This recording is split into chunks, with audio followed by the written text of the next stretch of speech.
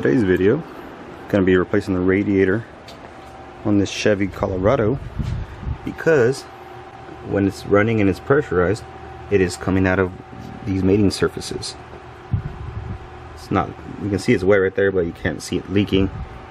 But when it's running, it's just peeing out of the top. Our first thing we're going to do is take off the fan shroud. There's a zip tie right here. You probably won't have one. We have the clips right there, and then your clips right there, and that holds the upper and the lower fan shroud together.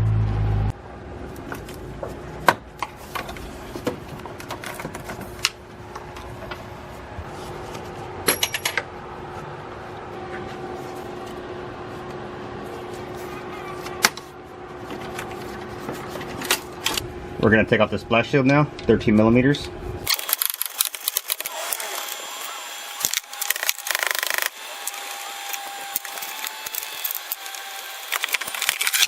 So now we're going to go ahead and mess with the transmission lines.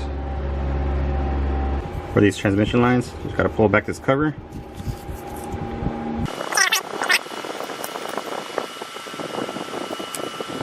Go ahead and pull it out. And we'll go ahead and do it to the other one.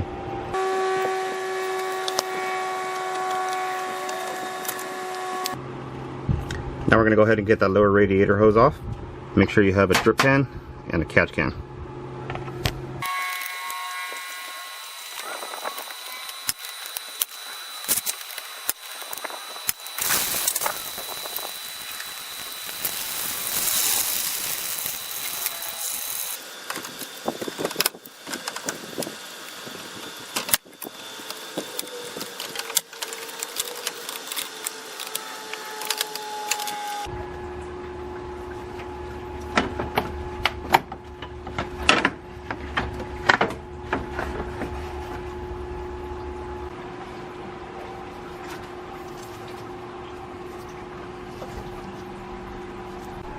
Right side headlight, take off the clip. Same thing on this side. And go ahead and just pull it out.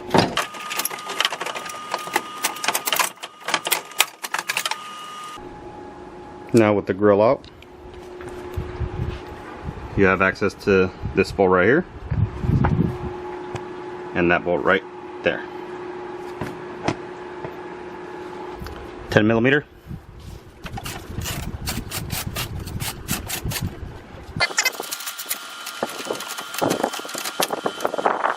$13mm for this top bracket.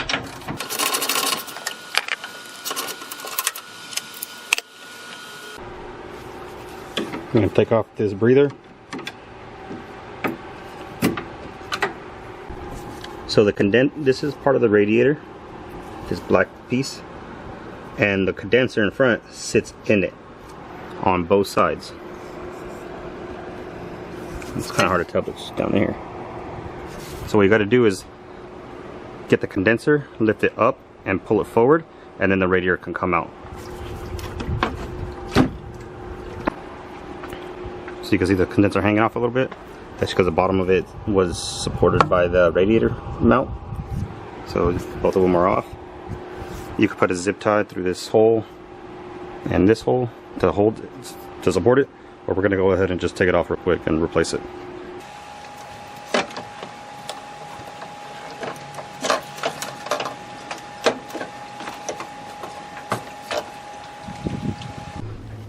Minus the leak, you can see how inefficient it will be cooling with all that dirt and debris just blocking the radiator fins.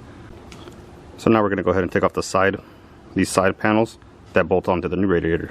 That's what supports the radiator in the truck. To take them off, it's a T30.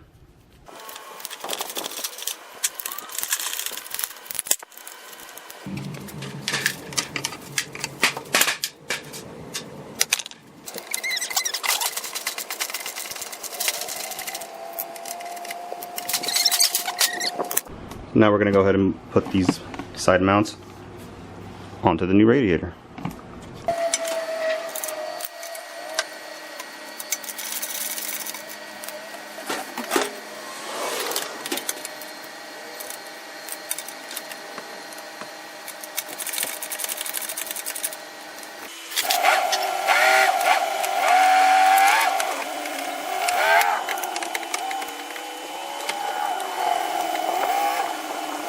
Now we're going to go ahead and put the condenser back on.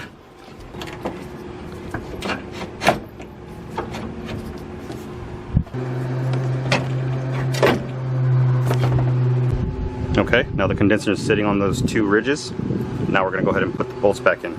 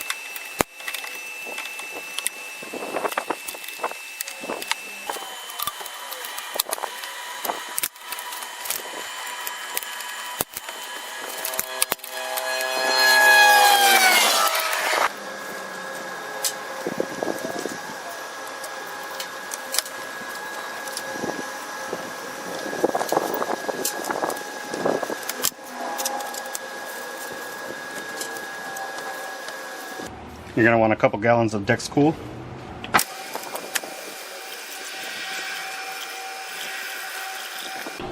Alright, so you're just going to want to jack up the truck a little bit just to get this the highest point of the vehicle. Now we're going to go ahead and start it.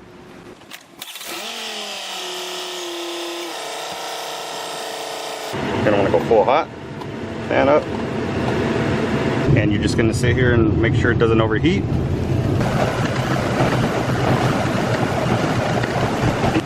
Now you can go ahead and add it as you go, as it's sucking in more fluid, as the system gets bled.